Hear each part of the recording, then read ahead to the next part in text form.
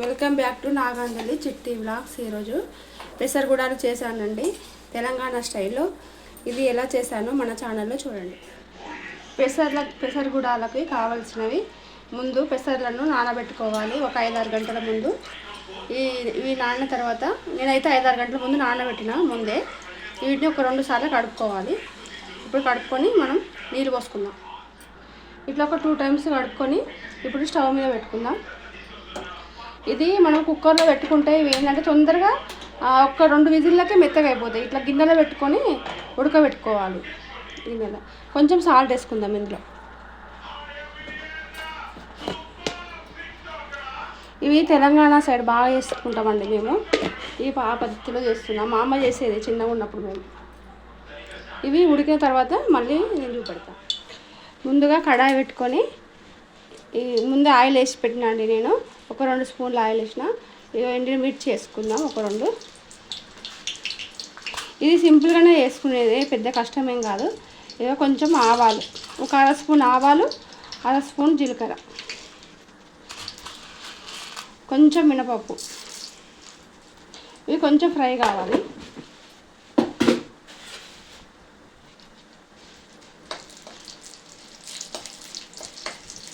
ఇవి కొంచెం మంచి ఫ్రై అయిన తర్వాత ఇప్పుడు దీంట్లో నేను ముందే కట్ చేసిన చూడండి, ఒక మీడియం సైజ్ ఆనియన్, కొంచెం కరివేపాకు, కొంచెం కొత్తిమీర, ఒక 5-6 పచ్చిమిర్చి, ఇవన్నీ ఇట్లా కట్ చేసి పెట్టుకోవాలి. ఇప్పుడు ఇవి వేగినాయి కదా, ఈ పచ్చిమిర్చి వేసుకున్నాం. సారీ, ఉల్లిగడ్డ వేసుకొని కొంచెం వేగిన తర్వాత పచ్చిమిర్చి కూడా వేసుకున్నాం.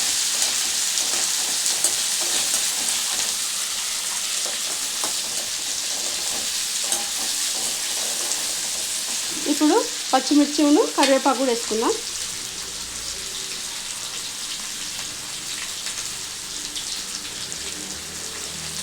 ఇవన్నీ కొంచెం దూరగా వేగాలండి.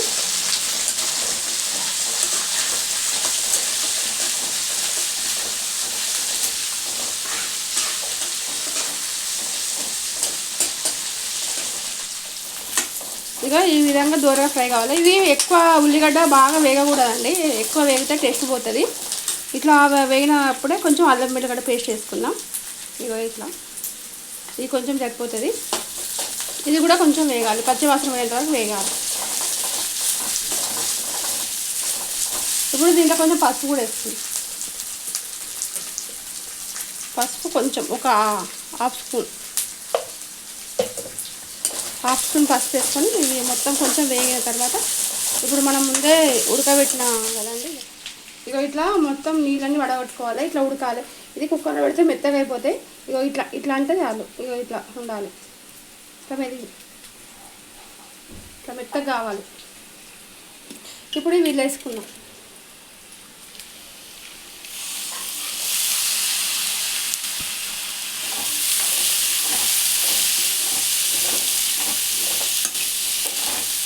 మనము పెసరట్టు చేసుకుంటాం కదా, ఇది పెసరగుడాలు. ఇది మా అమ్మ మేము చిన్నతనంలో మస్తు చాలా బాగా చేసేది, ఎప్పుడు చేసేది. అదే పద్ధతిలో నేను చేస్తున్నా.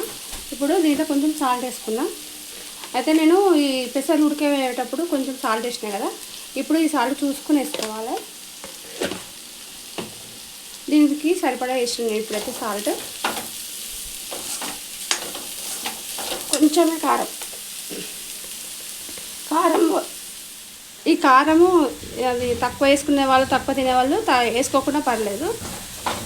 స్పైసీగా తినేవాళ్ళు కారం వేసుకుంటే బాగుంటుంది. అంటే ఈ కారం వేసుకున్నా ఏం కాదు, వేసుకోకుండా ఏం కాదు. ఇప్పుడు ఇవి వేసిన తర్వాత ఇప్పుడు ఫైనల్గా కొంచెం ధనియాల పొడి వేస్తున్నా.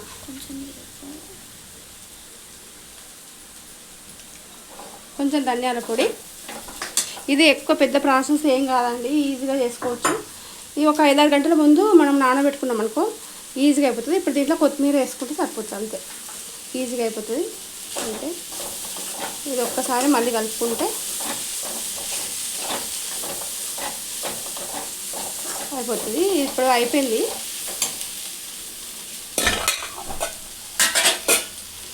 నా వీడియో నచ్చినట్లయితే లైక్, షేర్, కామెంట్ చేయండి. నేను అది వీడియోస్ అది చూస్తున్న ప్రతి ఒక్కరూ సబ్స్క్రైబ్ చేసుకోండి ప్లీజ్.